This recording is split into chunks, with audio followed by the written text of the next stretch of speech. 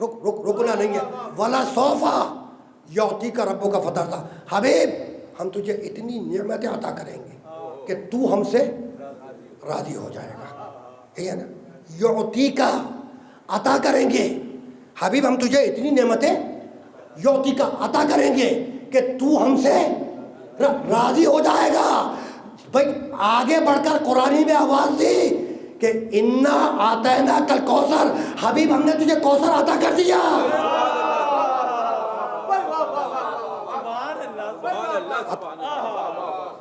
دیکھو سورہ وضوح میں کہا ولا سوفا یعطی کا ربوں کا فتح تھا. حبیب ہم تجھے اتنی نعمتیں عطا کریں گے یعطی کا کہ تو ہم سے راضی ہو جائے گا. اور سورہ کوثر میں کہا انا آتینا کل کوثر. حبیب ہم نے تجھے کوثر عطا کر دیا. فصلی لربک, اپنے رب کی نماز پڑھ.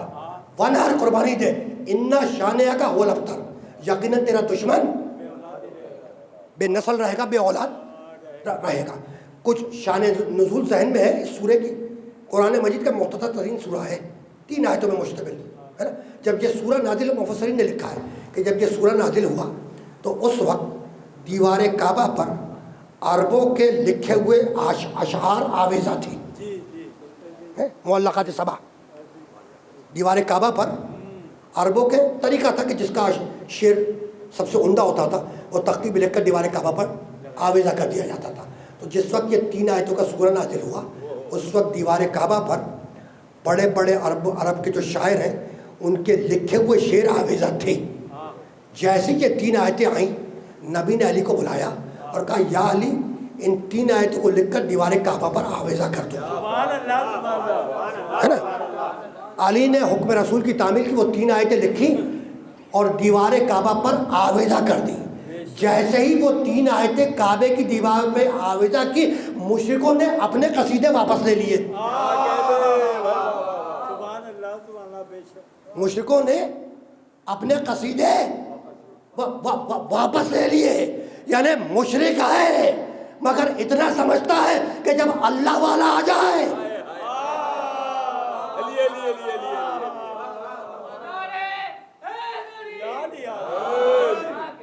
ہے نا. اچھا اب رک جاؤ, اس مرحلے پر رک جاؤ. بھائی وہ قصیدے آپ نے اتار لیے. جیسے یہ 3 آیتیں سورہ کوثر کی آویزہ ہوئی دیوار کعبہ پر تو مشرکوں نے اپنے قصیدے واپس لے لیے نا. کمال ہو گیا. ان 3 آیتوں کا جواب لائے نہیں لائے. بھائی قصیدے واپس لے لیے, اپنے اشعار جو آویزہ تھے اتار لیے, لیکن 3 آیتوں کا جواب نہ لا سکے. ہے نا, مائکروفون بنا لیا, 3 آیتوں کا جواب نہ لا سکے. کمپیوٹر ایجاد کر لیا, 3 آیتوں کا جواب نہ لا سکے. روبوٹ بنا لیا, 3 آیتوں کا جواب نہ لا سکے. تو یہی تو سمجھانا چاہ رہا ہوں کہ وہ 3 آیتیں جو دیوار کعبہ پر آئیں, جب تم اس کا جواب نہ لا سکے تو جو کعبے کے اندر آئے اس کا جواب کہاں سے لاؤ گے؟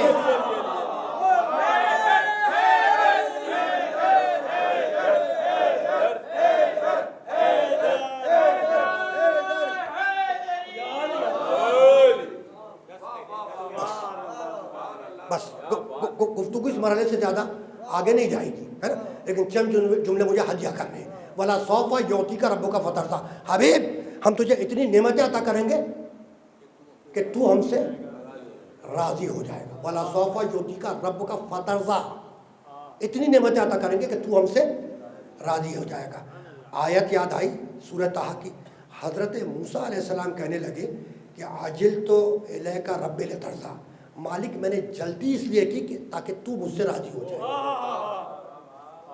عاجل تو الیک رب لترضیٰ, موسیٰ علیہ السلام کہہ رہے ہیں کہ مالک میں نے جلدی اس لیے کی, عجلت اس لیے کی تاکہ تو مجھ سے راضی ہو جائے. سورہ نمل 27واں سورہ قرآن مجید کا. حضرت سلیمان علیہ السلام کہنے لگے ان عامل صالحا ترضاه, پروردگار مجھے کوئی عمل بتا میں کروں اور تو مجھ سے راضی ہو جائے. ہے نا. تو موسیٰ کی خواہش کہ اللہ ان سے راضی ہو جائے, حضرت سلیمان کی خواہش کہ اللہ ان سے راضی ہو جائے. بھائی کس نبی کی خواہش نہیں ہے کہ اللہ ان سے راضی ہو جائے؟ اچھا فقط نبی نہیں, کیا صحابہ کرام رضوان اللہ تعالیٰ اجمعین کی خواہش نہیں ہے کہ اللہ راضی ہو جائے؟ ہے نا. بھائی اسی لیے تو احترام معاشرہ ہے, احترام اسلام ہے کہ جب بھی کسی صحابی رسول کا نام لو تو احتراماً ان کے نام کے ساتھ رضی اللہ تعالیٰ عنہ لگاؤ کہ اللہ ان سے راضی ہو جائے، ہے نا؟ تو یہی تو میں سمجھانا چاہ رہا ہوں کہ آدم کی خواہش کہ اللہ ان سے راضی ہو جائے، نوح کی خواہش کہ اللہ ان سے راضی ہو جائے، ابراہیم کی خواہش کہ اللہ ان سے راضی ہو جائے، موسیٰ کی خواہش کہ اللہ ان سے راضی ہو جائے، سلیمان کی خواہش کہ اللہ ان سے راضی ہو جائے، صحابہ کرام رضوان اللہ تعالیٰ اجمعین کی خواہش کہ اللہ ان سے راضی ہو جائے، اور اللہ کی خواہش کہ محمد مجھ سے راضی ہو جائے۔ تو جب انبیاء کرام اور صحابہ کرام مل کر محمد جیسے نہ ہوئے تو ہم اور آپ محمد جیسے کیسے ہو جائیں گے؟